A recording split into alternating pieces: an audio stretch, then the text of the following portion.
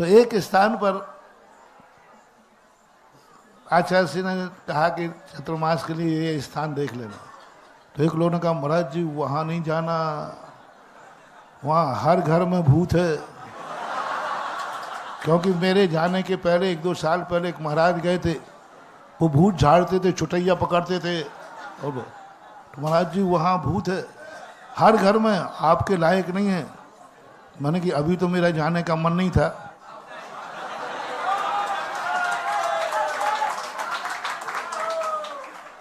अब योग हट इन्होंने बताई थी ना, साधु हट, सब मना कर रहे हैं कि महाराज आप मत जाइए, वहाँ नियम से भूत हैं और वहाँ पर बहुत देवी देवता है।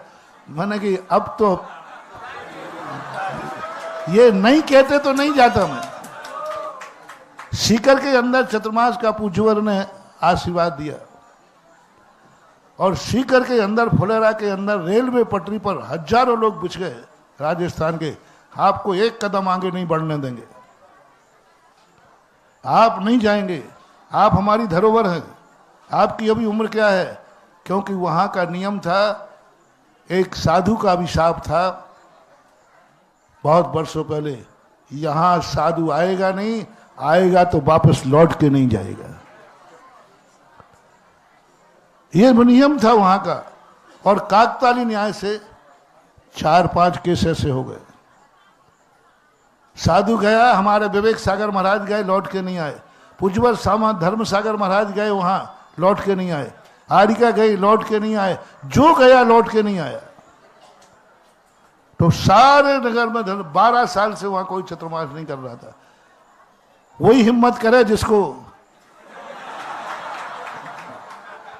और जैसे हमारे लिए चतुर्मास में पूजवर को मालूम नहीं था आचार्य सी कोई बात, लोगों ने कहा हम आपको नहीं जाने देंगे। नसीराबाद, अजमेर, किशनगढ़, पूरा का पूरा नहीं, हम आपको नहीं जाने देंगे किसी भी हालत में। हम आपको नहीं खो सकते हैं, क्योंकि अभी तक जितने गए वो लौट के नहीं आए और वो अभिशाप सत्य है। मैंने अपनी आत्मा से पूछा, देख ले सुधा सागर। और गुरुजी की तो परमिशन थी। मैंने कहा देखो भाई मुझे जाने दो। बोले हमने 1 घंटे तक रेलवे ट्रैफिक रुका रखा। रेलवे ट्रैफिक क्या होता है? जो कभी रुकता नहीं है, लेकिन स्टेशन के पास, केबिन के पास ही वो हंगामा कर दिया लोगों। उधर स्टेशन मास्टर कहता बाबा जी आप थोड़ा आगे पीछे खिसक जाओ। मैंने कहा चाहे तुम्हारी ट्रेन रुके चाहे प्लेन रुके, 1 कदम तो आगे पीछे नहीं आए। आप इस जनता को सुधारो। मेरे से गाड़ी नहीं रुकी है, क्योंकि मैं तो पटरी के बाद साइड में हूं। गाड़ी तो इन लोगों से रुकी। उन्होंने कहा कि नहीं महाराज हम नहीं जाने देंगे, इतनी बड़ी रिस्क। अभी आपकी उम्र क्या है? 98 की बात है। अभी आपको जाने दें और ये स्थिति हो गई तो हम लोग माफ नहीं करेंगे, हम लोग अपनी जिंदगी को माफ नहीं कर पाएंगे। मैंने कहा भाई देखो, यदि आप लोग वैसे कहते तो मैं नहीं जाता, लेकिन आपने ये कहा कि किसी का अभिशाप है और वो रोक रहा है। उसने कहा यहाँ एक भी साधु नहीं आएगा तो वापस नहीं जाएगा। अब तो सुधा सागर को रोकने वाला संसार में अभी तक पैदा हुआ नहीं। मैंने उसी समय प्रवचन दिया, संसार में सुधा सागर को रोकने वाला आज तक कोई पैदा नहीं हुआ। जो पैदा हुआ था वो ऊपर चला गया, जिसका नाम था पूज्य परम पूजनीय हम सबके भगवान आचार्य विद्यासागर महाराज। आज तक नहीं हुआ और मेरी जिंदगी में होगा भी नहीं। रोकने वालों सुन लो रे कान खोल के। उन देवताओं को चुनौती है, उन देवताओं को चुनौती है कि यदि किसी देवता में ताकत हो तो सुधा सागर का कदम रोक के दिखा दें।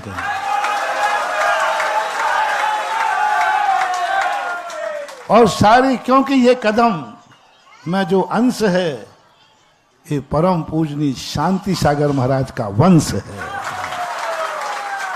और शांति सागर महाराज वो आचार्य हुए जिन्होंने, अंग्रेजों ने भी आकर के रोका, बटालियन लगी तो आचार्य श्री वहीं खड़े हो गए, बोले ठीक है आगे मत जाने दो, तुम आगे नहीं जाने दोगे और मैं पीछे नहीं जाऊंगा। तुम आगे नहीं जाने दोगे, मैं पीछे नहीं जाने दूंगा। बीच चौराहे पे खड़े हो गए। अंग्रेज कमांडर कहते साहब आगे ही बढ़ जाओ तो अच्छा है, बंगाल की घटना है। बटालियन लगे, हम नहीं जाने देंगे। महाराज ने कहा आप आगे मत जाने दो, मैं यहीं खड़ा। तो ऐसी स्थिति के लिए, और मैंने कहा अब तो मैं वहां जाऊंगा। तो महाराज जी कुछ हो गया तो ऐसा करो, आप लोग चंदन की लकड़ियां इकट्ठी शुरू करो।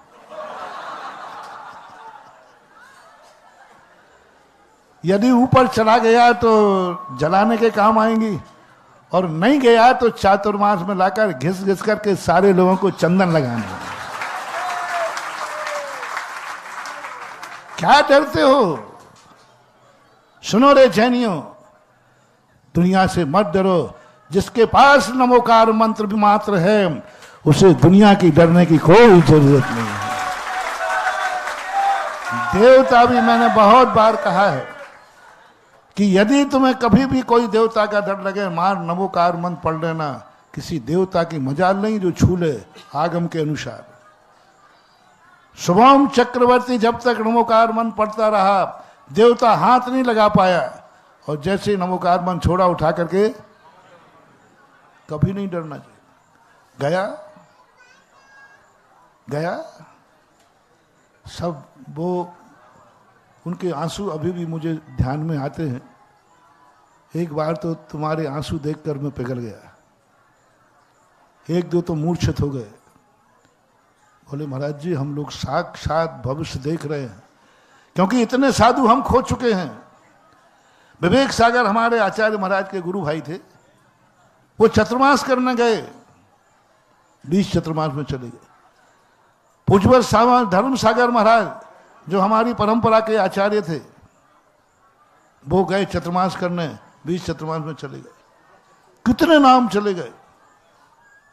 2-3 लोगों को तो मूर्छा जैसी आ गई, रोने लगे। तुम लोगों की आंसू देख करके थोड़ा तो मन पिघला कि चलो लौट चलते हैं,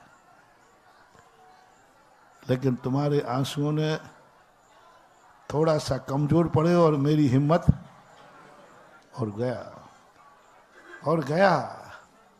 हर दिन शाम को मैं सोता था, समाधि लेके सोता था क्योंकि रात में चला गया तो रात में समाधि लेता है। भगवान सबको क्षमा हो, सब मुझे क्षमा करें, सुबह जिंदा रहूंगा तो फिर बात करूंगा, नहीं तो सब त्याग। सुबह उठता तो दिन भर का करते गए, चलते गए। और मैंने कहा भगवान, एक ऐसा निकृष्ट साधु, एक ऐसा निकृष्ट व्यक्ति जो साधुओं को रोकने का अभिशाप दे गया। एक निकृष्ट श्रावक साधु को रोकने की हिम्मत कर रहा है।